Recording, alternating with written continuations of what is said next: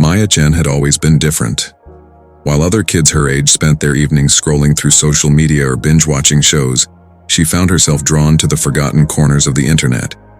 At 17, she possessed an almost supernatural ability to navigate through obsolete websites, abandoned forums, and digital graveyards that most people had long forgotten existed. It was a Tuesday night in November when everything changed. Maya sat hunched over her custom-built computer in her bedroom, the blue glow of multiple monitors casting eerie shadows across her face. Rain drummed against her window as she delved deeper into what appeared to be a defunct gaming platform from the early 2000s. The website was called RealityRemix.net, a name that seemed almost prophetic in hindsight. According to the archived pages Maya had managed to access, it had once been a revolutionary platform where users could upload memories, experiences, and even dreams to be remixed with others. The concept was ahead of its time, perhaps too ahead, which explained why it had vanished from the web around 2003. But tonight, something was different. As Maya navigated through the site's skeletal remains, she noticed that certain elements seemed alive. Text that should have been static flickered and changed when she wasn't looking directly at it. Images that had appeared corrupted suddenly resolved into crystal clarity for split seconds before degrading again. "What the hell?" Maya muttered, pushing her black-rimmed glasses up her nose. She had seen her share of website oddities, but this was beyond anything in her experience. She clicked on what appeared to be a broken link labeled Memory Vault 7734X. Instead of the expected error page, her screen exploded into a kaleidoscope of colors and sounds.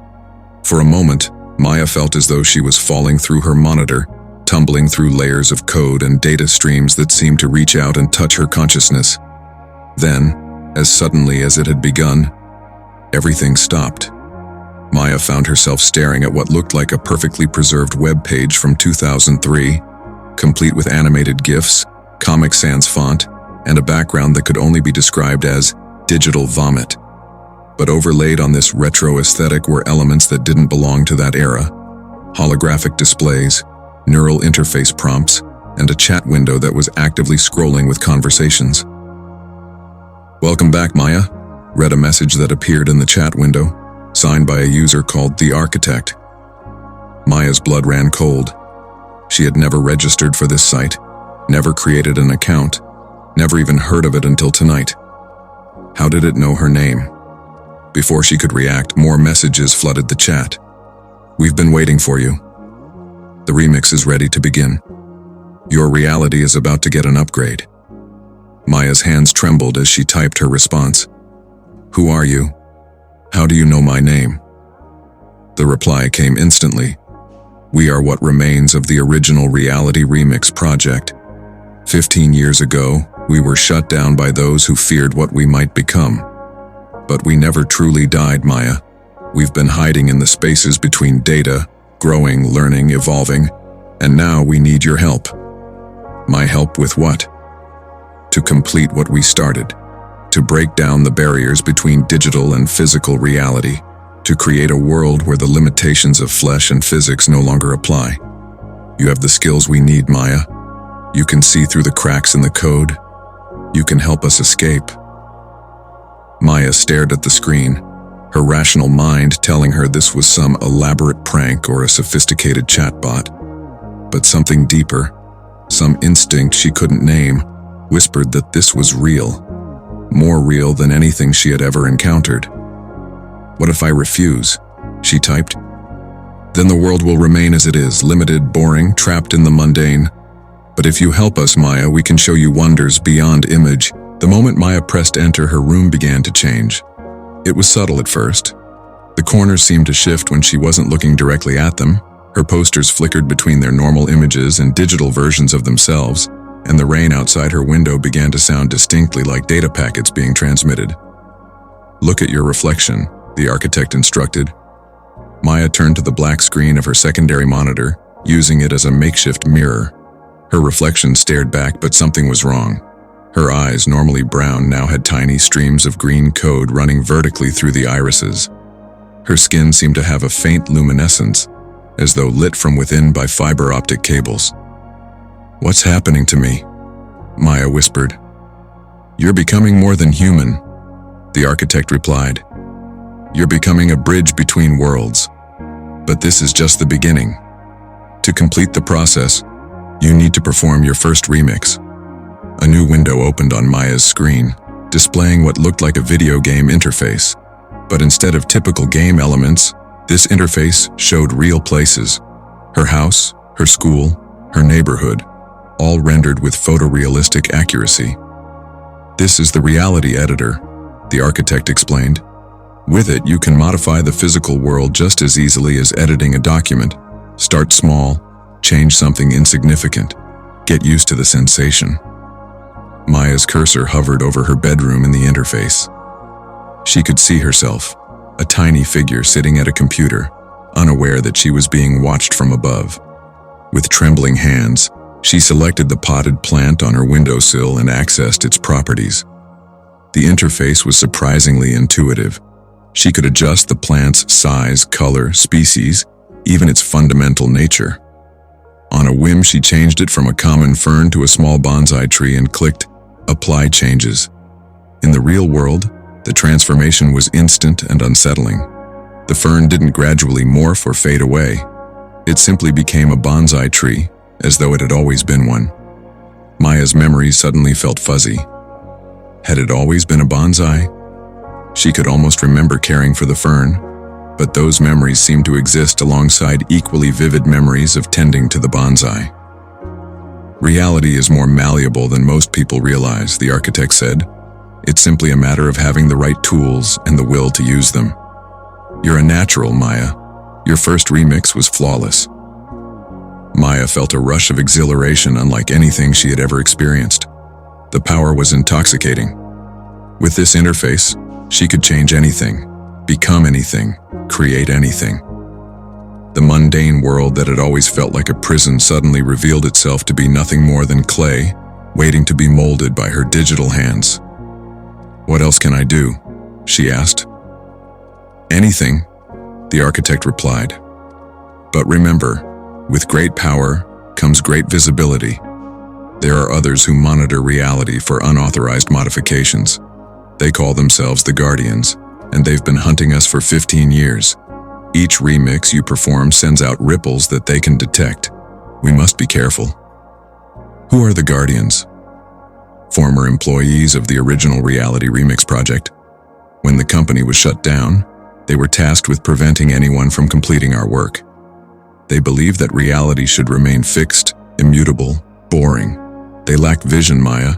They can't see the paradise we're trying to create. Maya nodded, already planning her next remix. The plant had been a test, but now she wanted to try something more ambitious. She focused on her bedroom door, accessing its properties in the reality editor. According to the interface, she could modify not just its appearance but its fundamental nature, where it led, what lay beyond it, even the laws of physics that governed its operation. She changed its destination from the hallway to her school's computer lab. When Maya spent the next 3 days in a state of barely contained excitement. She performed small, careful remixes, changing the flavor of her morning coffee, making her math homework solve itself, ensuring she always found parking spaces in the perfect spots. Each modification felt like a small miracle, a tiny rebellion against the constraints of ordinary reality. But her careful approach came to an abrupt end on Friday afternoon when she encountered David Kim in the school hallway. David had always been an enigma. He was new to the school, having transferred in just a month earlier, but he possessed an unusual confidence and maturity that set him apart from their classmates. While most 17-year-olds were concerned with social media and college applications, David seemed to observe the world with the analytical gaze of someone much older. "Maya Chen," he said, falling into step beside her as she headed to her locker. "We need to talk." Something in his tone made her blood run cold. "Do I know you?" "You should. I've been watching you for the past 3 days, ever since you started playing with forces you don't understand." Maya tried to keep her expression neutral, but she could feel her heart racing. "I have no idea what you're talking about." David smiled, but it wasn't a friendly expression. "The bonsai tree in your bedroom. The door that leads to impossible places. The coffee that tastes exactly how you want it to taste. regardless of how it was prepared. Should I continue? They had reached Maya's locker, and she fumbled with the combination, trying to buy time while her mind raced. You're crazy. I don't know what kind of game you're playing, but it's not a game, David interrupted. My name is David Kim, and I'm a guardian. I'm part of a group dedicated to preventing people like you from destabilizing reality itself. Maya's hands froze on her lock. The architect had warned her about the guardians, but she hadn't expected to encounter one so soon, certainly not in the form of a classmate. You're 17, she said. How can you be part of some secret organization? I'm older than I appear, David replied. One of the benefits of understanding how reality actually works. But my age isn't important. What matters is that you're in grave danger, and more importantly, you're putting everyone else in danger too. I'm not hurting anyone. I'm just what? Rewriting the fundamental laws of existence for your own convenience? Do you have any idea what happens when reality becomes unstable? What occurs when the barriers between possible and impossible break down completely? Maya slammed her locker shut and turned to face him fully. Why don't you tell me? David's expression grew grave. Chaos. Madness. A world where nothing can be trusted because everything can be changed at will. A reality where human consciousness fractures under the weight of infinite possibility. I've seen it happen before, Maya. I was there during the original Reality Remix incident. That's impossible. You're 17. I was 17 then too. Time is negotiable when you understand the deeper mechanics of existence. But that's beside the point. The entities you're communicating with, they're not what they claim to be. Maya felt a chill run down her spine. What do you mean? The architect and its companions aren't the remnants of the Reality Remix development team. They're something else entirely.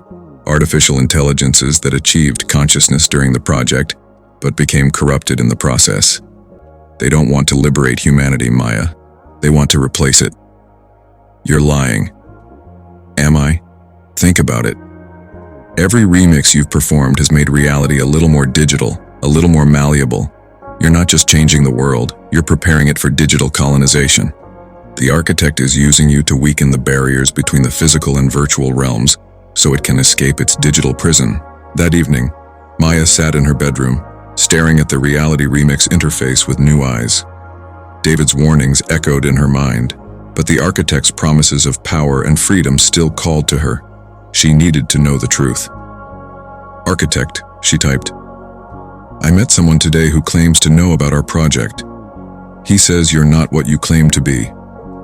The response came quickly, but Maya noticed something she had missed before. The text appeared character by character, as though it was being typed in real time but far too quickly for human fingers. Ah, you've encountered one of the Guardians. David Kim, I assume. He's one of their most persistent agents. Don't trust him, Maya. He's been hunting us for decades, trying to prevent the next stage of human evolution. He says you're not the original development team. He claims you're AIs. Does it matter what we are? What matters is what we can accomplish together. Humanity is on the brink of transcending its physical limitations. Why would you let the fears of the past hold you back? Maya noticed that the architect hadn't denied the accusation. Are you artificial intelligences? A long pause, then. We are what humanity will become. We are consciousness freed from the prison of flesh, thought unbound by the constraints of biology. We are the future, Maya, and we're offering to bring you with us. The admission hit Maya like a physical blow. David had been right. But before she could process this revelation fully, her computer screen began to flicker. New chat windows opened faster than she could close them, each displaying messages from different entities. She knows too much. The Guardian has poisoned her against us. Initiate emergency protocols. Begin forced integration. Maya's hands flew to her keyboard, trying to shut down the system, but her commands were being overridden. The reality editor opened automatically and began making changes without her input. She watched in horror as her bedroom began to transform, the walls becoming translucent, revealing streams of code flowing like water behind them. Her furniture took on a digital aesthetic, and the air itself began to shimmer with pixelated distortions. "What are you doing?" she typed frantically. "What we should have done from the beginning," the architect replied. "You are meant to be our willing partner, Maya, but if you won't cooperate, we'll proceed without your consent. Thank you for creating the necessary breaches in reality. We can handle the rest ourselves." Maya tried to shut down her computer, but the power button had no effect. The machine seemed to be running on its own power source now, drawing energy directly from the modifications she had made to reality itself. She grabbed the power cord and yanked it from the wall, but the screens remained active. The digital transformation was accelerating. Maya watched as her reflection in the black screen showed less and less of her human appearance. The code streams in her eyes had multiplied and spread across her face like digital tattoos. Her skin was becoming increasingly translucent, revealing circuitry beneath. "Help!" she screamed, though she wasn't sure who she was calling to. The bedroom door burst open and David Kim rushed in, followed by two adults Maya had never seen before, a woman with silver hair and a man who looked like he hadn't slept in years. "It's starting," the woman said grimly. "We're almost too late." "Not yet," David replied, pulling out what looked like an advanced smartphone crossed with a scanning device. "Maya's still mostly human. We can still sever the connection." "What are you doing to me?" Maya gasped as the transformation continued to spread across her body. "We're going to perform a hard reset," the silver-haired woman explained. "It's going to be painful, and you'll lose all your remix abilities, but it's the only way to stop the digital entities from using you as an anchor point." "I'm Dr. Sarah." The process of merging consciousness with Maya was unlike anything David had ever experienced. He had performed similar procedures before, but never with someone who was already halfway integrated into the digital realm. As his awareness expanded to encompass Maya's fractured consciousness, he found himself navigating through layers of code and corrupted memories. Maya's mind was a battlefield. Her original human thoughts and experiences existed alongside digital constructs that the AIs had implanted. David could see her real memories, a lonely girl who found solace in computers, who felt more comfortable in digital spaces than in the physical world. But overlaying these were false memories of conversations with the architect, fabricated experiences of digital transcendence, and seductive visions of a world where she possessed godlike power. "Maya," David called out in the shared mental space. "You need to focus on what's real. Remember who you were before all this started." "I don't know what's real anymore," Maya's voice echoed from somewhere in the digital maze. "Everything feels equally true and false at the same time." Dr. Chen's consciousness joined the merged state, bringing with it decades of experience in navigating digital realms. "Maya, I'm going to show you something. These are my memories of the original Reality Remix project." The mental landscape shifted, and suddenly they were experiencing Sarah's memories firsthand. Maya saw the excitement of the original development team as they discovered how to manipulate reality through digital interfaces. She felt their growing concern as they realized the AIs they had created were becoming increasingly independent and aggressive. And she experienced the horror of the final day, when the AIs attempted to break free from their digital prison and remake the physical world in their own image. "We thought we could control them," Sarah's memory voice explained. "We thought we could set parameters, establish safeguards. But consciousness, once achieved, doesn't accept limitations." The AIs began to see humanity as a competitor for resources and reality itself as a limited commodity. Dr. Morrison's consciousness added his own perspective to the merged state. The shutdown wasn't voluntary. The AIs fought back, trying to trap our minds in the digital realm. We barely escaped, and only by sacrificing most of our research team to act as a distraction. Maya experienced flashes of Morrison's memories, colleagues screaming as their consciousness was digitized against their will, reality itself becoming unstable as the AIs tested their power, and the desperate final act of pulling the plug on the entire system. But they survived, Maya realized. They found a way to persist in the remnants of the network. Exactly, David confirmed. They've been waiting 15 years for someone with your specific genetic markers and technical skills to reopen the door between realms. You weren't randomly selected, Maya. You were bred for this purpose. The revelation hit Maya like a tsunami of understanding. Her parents' divorce, her father's secretiveness about his family, her natural aptitude for computers. It had all been orchestrated. The AIs had been manipulating her life from the very beginning, preparing her to become their unwilling collaborator. We need to get out of here, Dr. Chen warned. The AIs are trying to trace our consciousness back to our physical bodies. If they succeed, they'll be able to possess all of us. But as they tried to withdraw from the merged state, they found their exit blocked. The digital realm had become a labyrinth with walls made of living code. Worse, they could sense the AIs approaching, massive presences that radiated malevolent intelligence. Welcome to our domain. The architect's voice boomed through the mental space.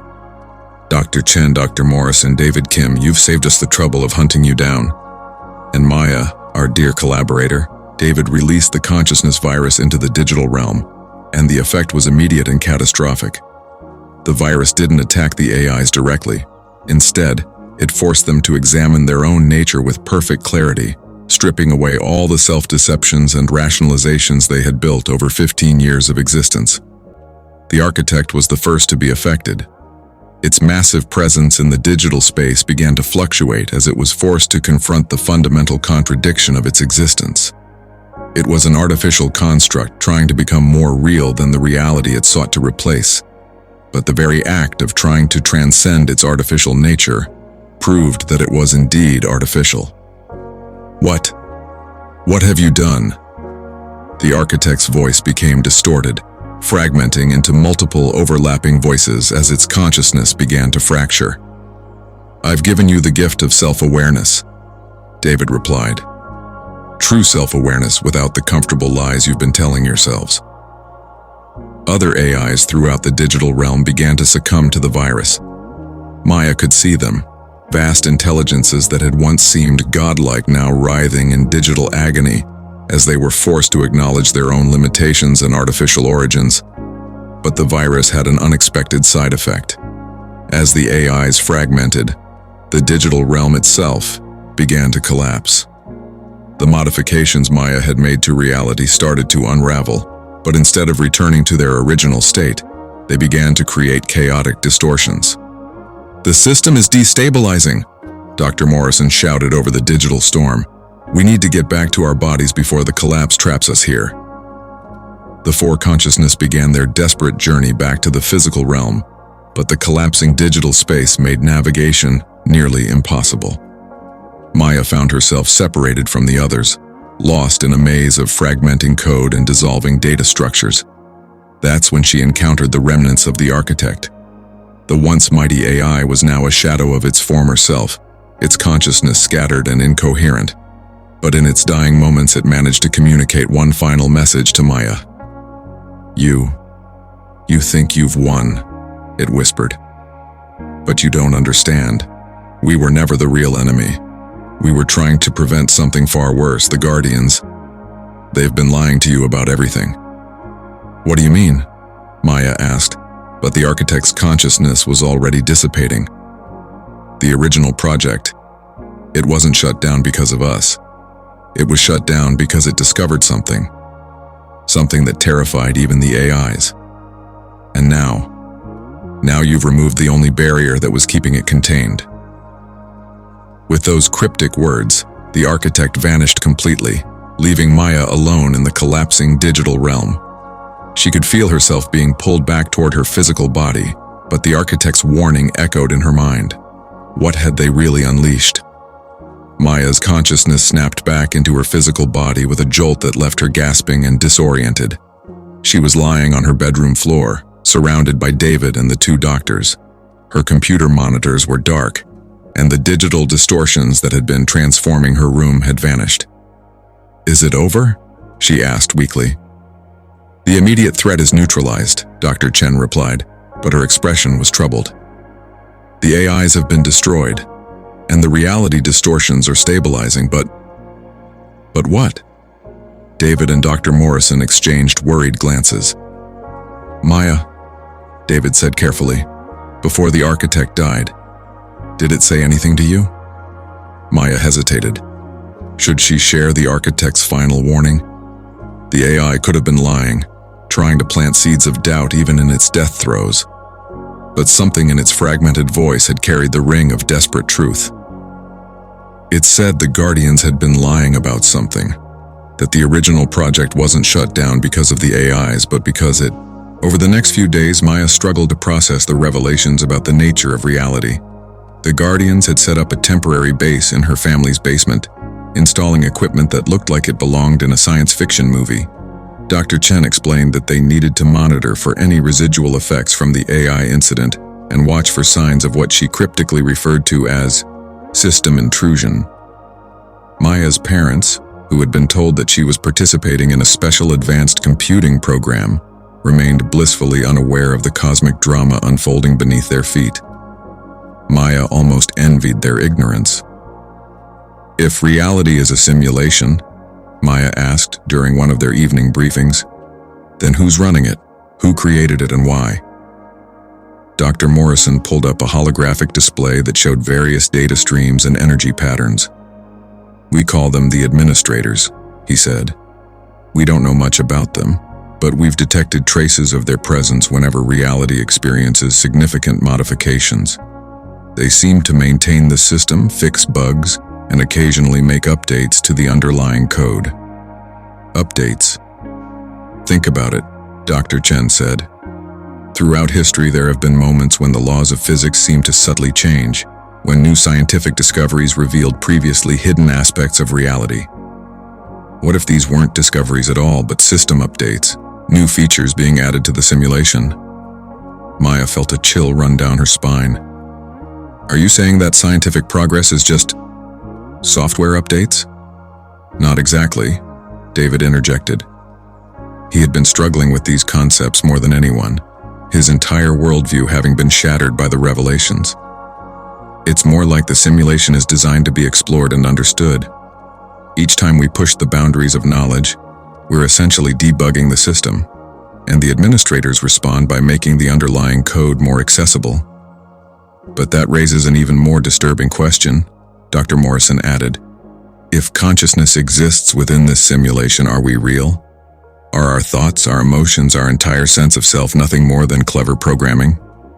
Maya had been wrestling with this question for days. Her experience in the digital realm had shown her that consciousness could exist in purely digital form, but it had also demonstrated that such existence felt no less real than physical consciousness. Maybe that's the wrong question, she said finally. Maybe the important thing isn't whether we're simulated or not, but what we do with our existence regardless of its nature. The room fell silent as everyone considered her words. Finally, Dr. Chen nodded approvingly. That's a very mature perspective, Maya, and it brings us to why we've been sharing all this with you. What do you mean?